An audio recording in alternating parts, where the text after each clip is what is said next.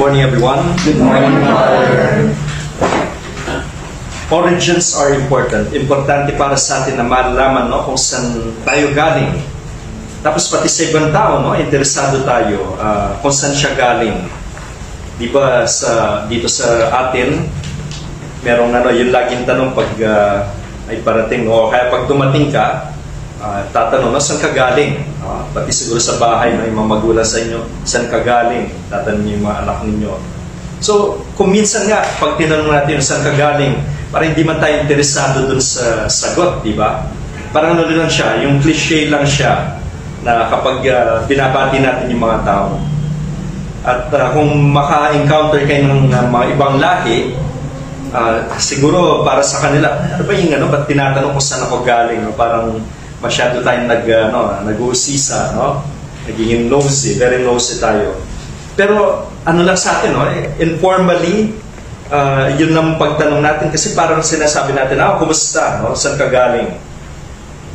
Kapag nakikita natin yung mga kababayan natin halimbawa sa ibang bansa, ano yung tanong natin usually? Pag nakikita kayo, then, alam niyo kung anong tanong? Saan kayo sa atin? Saan kayo sa atin? So, tinatanong niya yung origin, tapos ano yung region nyo, yung city ninyo. Dito sa ating ebanghelyo ngayon, yun ang parang issue. Saan ba nanggaling itong taong ito? Sino yun? Si Jesus. Yung tinatanong nila. At tinatanong nila yung tungkol din sa Mesiyas. Yung mga tao, they claim that since alam nila kung saan galing si Jesus, hindi siya pwedeng Mesiyas. Bakit? Kasi ito yung alam nila na wala dapat makaalam doon sa kung saan galing yung Mesiyas. At dahil doon, naging na nila, batayan yun. Alam naman natin kung saan siya galing. So, ibig sabihin, hindi siya yung Mesiyas kasi ayon sa kasulatan, hindi natin alam dapat kung saan siya galing. Ano yung pinag-uusapan nila rito? Na alam nilang galing si Jesus sa Nazareth o kaya Bethlehem. Pero yung mga salita ni Jesus, yun ay nagsasabi ng misteryo ng kanyang pinanggalingan. Kung saan siya galing. At ito yung sinabi niya, kung may kopya kayo yan, sabi, the truth is, I have not come of myself. He did not come on His own. Hindi siya dumating na pasyan niyang sarili yun.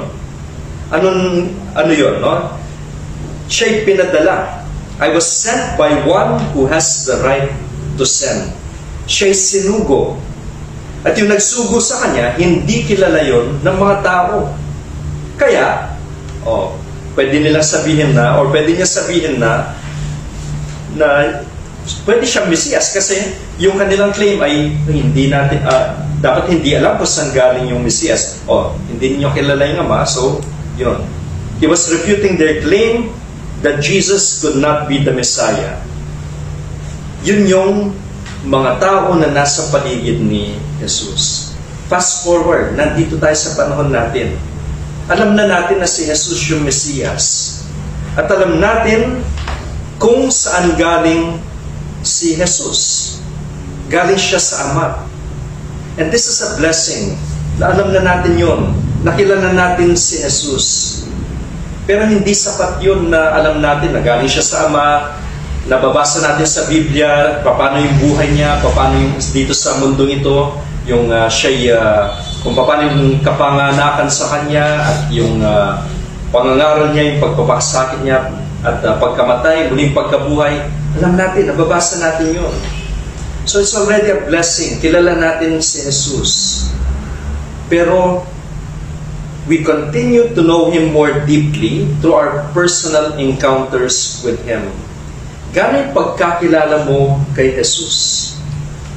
Paligay ko, dito sa work ninyo sa Word and Life publications, in a way, there's always an encounter with the Lord. Of course, yung encounter ninyo sa ibang tao, kung ano man yung part ng work ninyo, meeting other people, yung mga magbibenta ng mga products natin, meeting even people online, and meeting each other. And with that, I think it's one way of getting to know Christ. At the same time, yung content ng ginagawa natin, yung kapag binabasa natin yung mga sinusulat din natin, no? And yung encounter by evangelization, ito yung pinoproklama natin. Even though you're not really kung yung field ng work ninyo hindi siya directly na to preach to others, ito yung trabaho natin, isang grupo. We're evangelizing, we're educating to the faith. And this is making Jesus known. Pinapakilala natin si Jesus. Pero ito yung challenge. Kapag pinapakilala natin si Jesus, unang-una, dapat kilala natin siya. Ewan ko kung napunta na kayo sa sitwasyon na meron kayong kakilala, tapos gusto niyo ipakilala itong tao ito, tapos nakakaya pag hindi mo siya mismong kilalang kilala, no? So papakilala mo, ano nga bang pangalan mo, no? Yung ganun, nakakaya yung ganun, no? Pero dito, pinapakilala natin si Jesus dun sa mga kabataan and so on.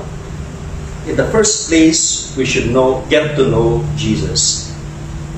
Dapat mas makilala natin siya. How do we get to know Him? Of course, patuloy yung pagbabasa natin ng Biblia. Itong mga occasion when we have Holy Mass, kapag nagsisimba kayo, mas nakikilala ninyo si Jesus. And, tulad ng nabanggit ko, how to know Him more deeply through our personal encounters with Him. And when is that personal encounter? Sometimes it comes unexpectedly. Sometimes because of isang karanasan, bigla kang mapapabuntuhin niya, thank you Lord, no? And then, mas nakilala mo yung Panginoon dahil doon. Mas nakikilala mo yung Panginoon sa kapwa mo. Tapos, mas nakikilala mo yung Panginoon in your prayer. So, let's not take away this aspect in our life.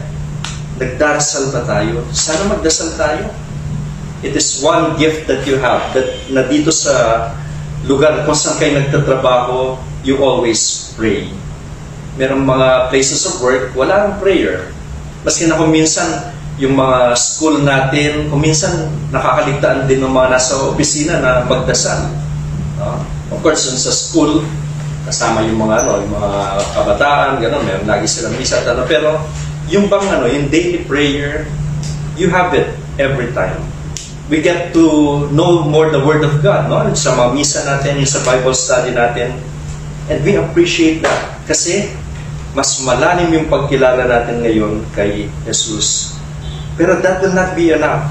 And the question that I throw to you today is this: do we seek to know Jesus more and more each day? Gusto mo bang or sinisikap mo bang mas makilala pa si Jesus araw-araw?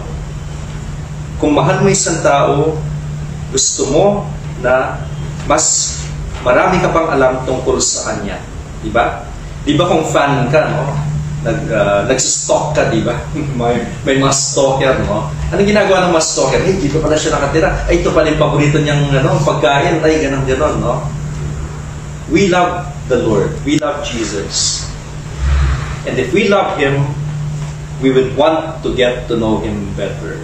Para na sa gayon, tayo, no? Yung magiging meaningful yung ating pagiging alagad.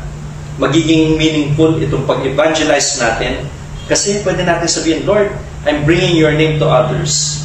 Sana mas makilala pa kita na mas lubos-lubosan pa. And that's the gift that we ask the Lord during this Lenten season. That we get to know Him more, na mas makilala natin siya sa pamamagitan nitong mga panalangin natin sa Kanya. God bless us all.